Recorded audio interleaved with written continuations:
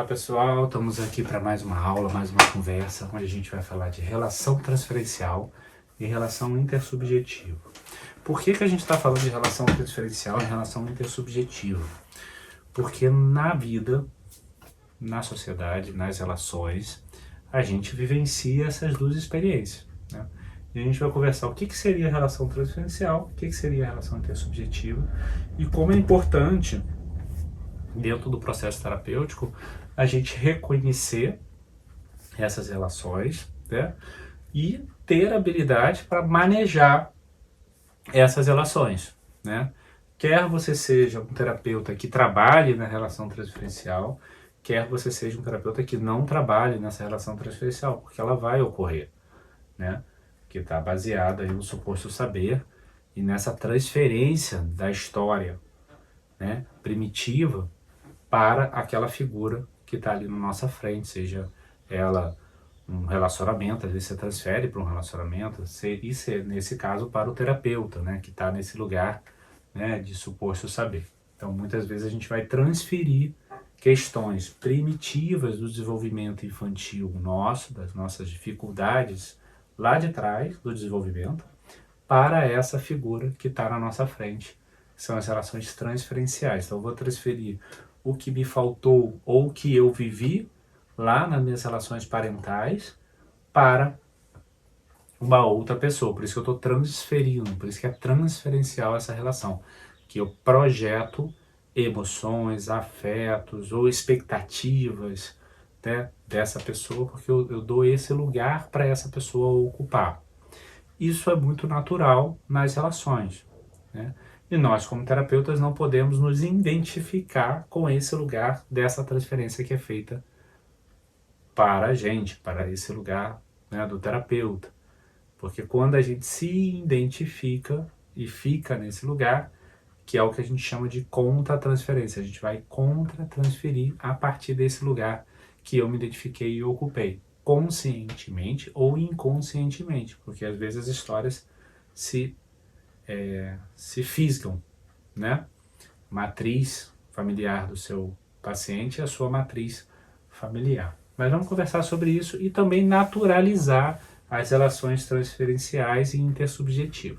Primeiro vamos pensar no olhar do sujeito, qual é o olhar para o sujeito, como é que você vê o sujeito, né? Dentro da psicanálise, o sujeito é um sujeito dividido. Dividido por quê? Pelo inconsciente.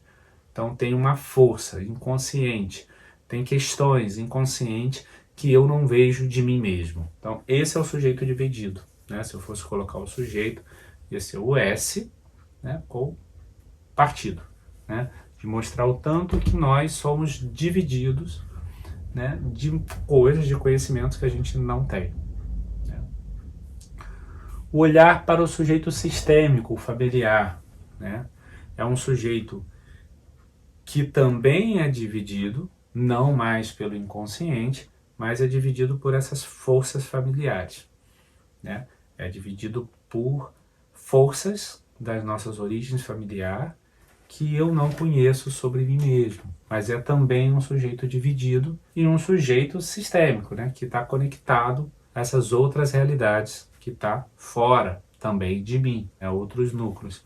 Mas a psicanálise também, a diferença só é se aonde você vai colocar a lente de aumento, se você vai focar a lente num ponto ou no outro ponto. Mas, para além de onde a lente está focada, as conexões desse sujeito que é construído através do social e do individual. Só que agora a gente está olhando só para o sujeito. Aqui é o sujeito dividido pelo inconsciente, o sujeito dividido pelas forças familiares, o sujeito traumatizado, que é um sujeito que está preso no trauma. Então ele está como se ele tivesse congelado, porque quando você está numa experiência traumática, você fica numa experiência de loop, então você fica preso, congelado na experiência traumática. E o sujeito complexo, que é um sujeito que é atravessado por diversas questões inconsciente, social, antropológica, econômica e ao mesmo tempo do desenvolvimento, da psicanálise. É um sujeito complexo que está envolvido várias forças, aonde eu preciso aprender a lidar com esse sujeito que é complexo. Aqui a gente tem o Edgar Morin, que é um teórico da epistemologia francesa e que ele fala do sujeito complexo e da teoria da complexidade. Mas é um olhar para esse sujeito que não está dividido por essas forças, mas ele está atravessado por diversas forças. Aparentemente não tem uma força que é mais forte do que a outra. São todas igualitárias, nesse sentido de atravessamento. Por isso que é um sujeito complexo de se olhar. E por que é importante a gente perceber o nosso olhar para o sujeito? Para a gente entender, né, de que lugar que a gente está falando. E o sujeito complexo, ele não está excluindo o traumatizado sistêmico e o psicanálise. E vice-versa, né? O sujeito da psicanálise, apesar de ter a divisão do inconsciente, é um sujeito complexo. Porque o sujeito, é a pessoa, sou eu, é você. É apenas um olhar a partir de uma perspectiva teórica para esse sujeito. Relação transferencial e relação intersubjetiva. Vamos falar da relação transferencial. Fases de desenvolvimento psicossexuais do Freud. Quando a gente fala de transferência, a gente está transferindo algo daqui para um sujeito que está ali. E nesse caso, para o terapeuta. Então eu vou estar transferindo aquilo, o pai que eu tive, a mãe que eu tive, o pai que eu não tive, a mãe que eu não tive, as minhas questões elementares da minha vida que foram construídas aqui na fase desse desenvolvimento sexual. Só uma observação, quando a gente fala fase de desenvolvimento psicossexual, a gente está falando de erogenização, não é erotização, não é o erótico, é erogenização, que é a área das zonas erógenas do prazer do corpóreo, porque a criança no desenvolvimento ela não tem um erótico, ela tem um erógeno, ela tem um prazer oral, o prazer anal de controlar as fezes. Então a gente está falando desse corpo, desse fisiológico do corpo, que tem a ver com a sexualidade infantil, que foi uma descoberta do Freud. E ele fez essa teoria de desenvolvimento da sexualidade infantil. Aqui está faltando a latente, tá? Eu coloquei oral, anal, fálica, tem uma latente aqui entre a fálica e o genital. Mas vamos dar só uma passada, só para você ver de onde vem a transferência da frente. Esse assunto da transferência é muito complexo, muitos estudiosos, tem muito livro a respeito. E eu quero simplificar nesse sentido da gente entender e normalizar tanto a relação transferencial, quanto a relação contra-transferencial, quanto a relação intersubjetiva. E mostrar o tanto que essas relações elas estão presentes dentro da clínica, dentro do consultório. Porque nós somos humanos, faz parte da natureza humana. O que a gente se propõe como terapeuta é trabalhar isso, ficar atento a isso, e perceber, e manejar, e reconhecer coisas que às vezes lá fora, na vida, a gente não está trabalhando isso, tá? Se relacionando com as pessoas. Então, a relação transferencial diz respeito a essa fase do desenvolvimento da sexualidade infantil, a oral, que tem a ver com a fase do prazer oral, tem a ver com a amamentação, né? E muitas vezes o sugar do peito, do leite, né? Da fase de desenvolvimento, e às vezes o morder o peito, que também tem uma agressividade oral, que não é essa agressividade adulta, é uma agressividade infantil de morder, a necessidade de morder o peito. Então tem a fase oral, que todos nós vivenciamos, a fase anal, que é esse controle do xixi e do cocô, que você tem essa capacidade de controlar, é uma das primeiras coisas que a criança controla, da mesma forma que a primeiro não do bebê, por exemplo, é quando ele vira, né? Porque até então a gente coloca o bebê aonde a gente quiser, e de repente o bebê começa a virar, daqui a pouco ele começa a engatinhar, e vai dando seus nãos. Quanto mais não, mais eu existo, mais ele vai existindo. A fase anal é primeiro controle, tem a ver com esse controle. A fase fálica tem a ver com a sexualidade, no sentido de vários temas está na fase fálica, né? Que é o complexo de Édipo, tem a ver com essa identificação, o processo da identificação com a mãe, com o pai, com a competição às vezes com o pai, com a mãe. Tem ali várias questões, é quando descobre o órgão genital e aí vai fazer xixi,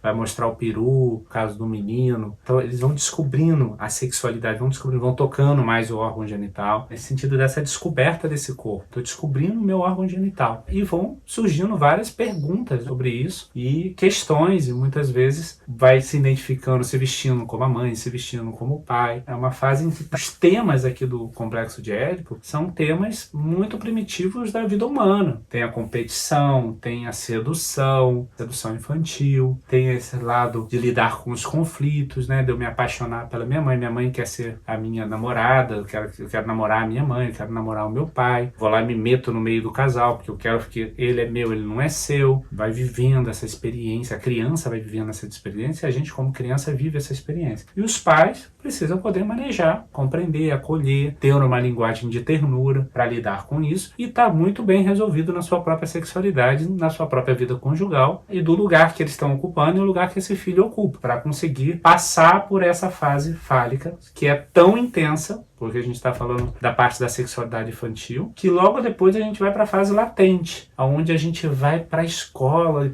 Tudo tem a ver com aprendizado, conhecimento, inteligência, futebol, brincadeiras. E aí não tem mais sexualidade, nesse sentido da sedução, da troca, da conquista. Tem muito espaço do movimento, da brincadeira, da diversão, né? Os meninos todos suados. Então eles estão em outro lugar da descoberta do aprendizado e às vezes combina com a entrada na escola, até que na pré-adolescência volta já o início dessa fase genital, onde volta esse interesse da sexualidade, vai descobrindo também um corpo que já cresceu, que já está ganhando pelos, e eu vou descobrindo a minha própria sexualidade mesmo, e aí começa a chegada da sexualidade, da erotização, essa outra energia que tem a ver com a puberdade, a pré-adolescência, a adolescência, e aí a gente vai estar iniciando aqui na fase genital. Como a aula de hoje eu não vou estar entrando nessas fases, é só uma apresentação para mostrar o tanto que a transferência que a gente faz para a figura do terapeuta ou para as outras figuras da vida da gente tem a ver com essas fases que todos nós passamos e muitas vezes tem a ver com essa fase fálica, né, que é uma fase muito intensa na vida de todos nós, onde a gente vai viver esse complexo de Édipo não quadrado, como muitas pessoas que criticam a teoria, né, do complexo de Édipo, e ele é muito criticável mesmo, fácil de criticar, mas ao mesmo tempo isso não tira dele a sua constatação prática na vida das pessoas, porque aqui dentro realmente essas fases ainda hoje a gente percebe dentro do consultório e essas marcas na vida nossa e na vida das pessoas. É engraçado esse lugar da crítica, né? A crítica construtiva e a crítica desconstrutiva, né? A crítica desconstrutiva geralmente ela não leva em consideração a construção, por isso que ela é desconstrutiva, né? Ela não vai verificar essa construção de que lugar que essa pessoa está dizendo, qual é o interesse dela de estudo, qual o olhar que ela está tendo para o sujeito, qual é a época que ela está construindo essa teoria. É quase uma coisa de construir esse lugar assim, que o engenheiro de obra feita, né? Essa é uma frase do meu sogro. Então tem essa coisa assim, você chega na obra que já está feita e critica a obra inteira. Mas você não fez aquele prédio, você não fez aquela casa, você não participou desse processo de construção dessa casa, você não sabe qual era o terreno dessa casa. Então é muito mais fácil você chegar e fazer a crítica. Antes da gente chegar na casa e fazer a crítica, é muito importante a gente poder ver a época. A descoberta da sexualidade infantil é um grande ganho na vida. Nossa, né? Do conhecimento nosso e quantas coisas surgiram a partir dessa descoberta. Fecho parênteses, eu queria só deixar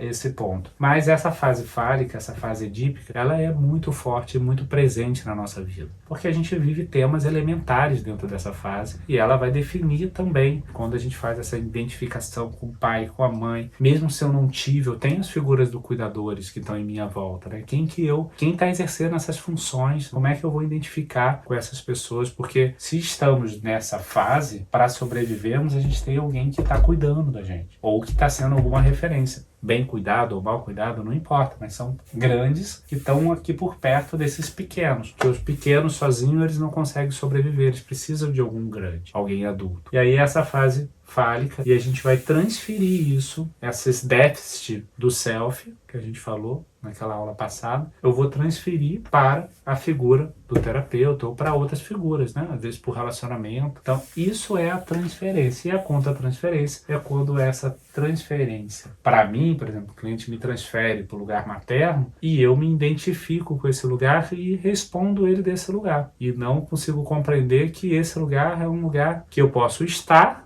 mas eu não posso me identificar. Então, é um lugar de manejar, poder manejar. Quando esse lugar, dessa matriz desse paciente, ela engata com a matriz da minha história, da minha matriz familiar, que é o que a gente chama de contra-transferência. Quando você não tem tanta consciência da sua matriz familiar, dos seus pontos frágeis, porque quando você não tem consciência, provavelmente eles têm mais facilidade de engatilhar com um do seu cliente. Mas quando você tem mais consciência, mesmo que eles se fisgam, eu tenho mais habilidade, mais possibilidade de soltar executar. Então a contra-transferência é quando eu vou para a ação, eu vou agir, eu vou responder de um lugar que tem a ver com essa minha identificação ou não identificação desse lugar que esse cliente me colocou. Então você responde desse lugar. E aí você entra numa contra-transferência. A transferência, a contra-transferência, ela é natural no processo terapêutico. Quer você trabalha com a transferência, quer você não trabalha com ela. E a relação intersubjetiva também é natural da vida. A gente está se relacionando com o outro na relação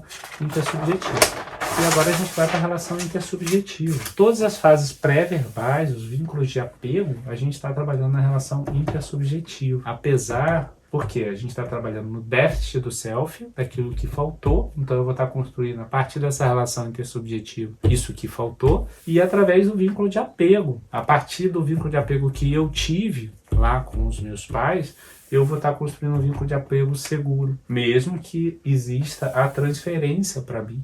Eu vou estar nessa construção, na relação intersubjetiva desse vínculo de apego seguro. O terapeuta não é a mãe ou o pai do paciente. O terapeuta é o terapeuta, ele está construindo esse vínculo de apego, mas esse vínculo de apego não é a mãe dele. Então a gente vai construir, o Winnicott tem aquele conceito da mãe suficientemente boa. Então o terapeuta tem que tomar cuidado para não ser a mãe suficientemente boa. Ele tem que exercer esta função, de dar esta referência de segurança dessa suposta mãe suficientemente boa, que não é a mãe boa, porque a mãe boa não é boa, suposta essa referência de segurança, mas não ser essa mãe, porque a mãe dele já existiu, a mãe dele existe. Eu não posso estar acima dos pais do meu cliente, do meu paciente. Então eu preciso estar aqui no meu lugar de terapeuta. Então eu vou estar construindo através da relação intersubjetiva, trabalho com as fases pré-verbais. Existem as relações que não são transferenciais, né? Que são as relações com o Fernando, uma pessoa, né? Essa relação intersubjetiva ela é muito importante e às vezes ela é tão importante para manejar as relações transferenciais, para sair do campo da transferência quando você não quiser trabalhar com ela. Então eu preciso poder manejar, eu preciso ter capacidade de vínculo, de apego, de relacionamento com o meu cliente para conseguir trabalhar essa relação intersubjetiva e esse jogo de forças que está dentro daquele sujeito complexo, né, que tem aqueles atravessamentos todos, que está dentro do sujeito da psicanálise inconsciente, que tem essas forças inconscientes, e dentro do inconsciente tem todas essas forças, que está dentro da sistêmica, né, sistêmica familiar, que tem a ver com as forças da família, de origem, que também tem forças inconscientes, que são forças que estão vindo de lá, que está dentro do sujeito que está traumatizado, que está congelado, que está preso. Tudo tem um jogo de forças, tem um jogo de vareta, como se você jogasse o jogo de vareta, as varetas todas caem, e uma vareta encosta na outra. Então tem o arranjo que foi feito. E às vezes a terapia é a gente pegar aquela vareta preta do jogo de vareta e tentar, de alguma maneira, ir soltando. Às vezes ela está sobreacloplado, às vezes está subacoplado. Esse é um conceito da Peter Levine, falando dos acoplamentos e do subacoplamentos, que as questões, por exemplo, do trauma, elas são ligadas a nossas próprias questões de desenvolvimento. E às vezes o próprio trauma, ele vai fazendo essas varetas ficarem uma em cima da outra, que vai colando outras experiências a partir da experiência traumática. Mas no desenvolvimento nosso, nós também temos esse jogo de vareta, que você solta e as varetas estão ali, que foi aquilo que eu fiz para sobreviver, para dar conta da vida. E esse jogo de forças a gente vai estar trabalhando, usando a relação, no caso dos analistas bioenergéticos, né, de acordo com como eu trabalho, né, mas independente do lugar, você está trabalhando jogos de forças, né, jogo de forças. Você vai trabalhar no campo transferencial ou no campo intersubjetivo, ou só no campo transferencial, ou só no campo intersubjetivo, mas de alguma maneira você está usando esse jogo de forças. E a intersubjetividade, ela está presente na vida, né, sempre naturalizar, normalizar o campo da intersubjetividade. E aqui é só para a gente normalizar que tem um sujeito, tem as relações dele, tem as relações de irmãos, avós, amigos, conhecidos, filhos, terapeuta com terapeuta profissional, relações com desconhecido, com cônjuge, com os pais, e ele vai se relacionar com o mundo dele de relacionamento da maneira que ele pode, da maneira que ele construiu a habilidade para poder se relacionar com todos os déficits do self, com as bases que ele teve de segurança ou como ele construiu esses laços afetivos, de acordo com a teoria do Bowlby, né, de segurança, desses laços primitivos de afetivo, de como eu me vinculo de como eu vou, no lugar mais primitivo dentro de mim, eu vou me relacionar com o outro, com as minhas couraças, com as minhas tensões emocionais, como eu construir as minhas defesas emocionais, de modo de pensar, sentir e agir, de como eu sou. Então, dessa forma, eu vou me relacionar aqui. E às vezes, né, logicamente, tem relação com os pais, que é muito importante, que é o lugar mais primitivo, porque os pais se relacionou comigo quando eu era pequeno. Então eles fizeram parte, né, do meu desenvolvimento. E às vezes eu transfiro essa relação dos pais para o cônjuge. E aí vem a transferência, mais voltada para o cônjuge. O terapeuta ele entra como mais um núcleo de relacionamento com o seu cliente. Logicamente, a maneira que ele funciona na vida, nas relações, ele também vai funcionar como terapeuta. A diferença é que o terapeuta vai estar trabalhando com ele no campo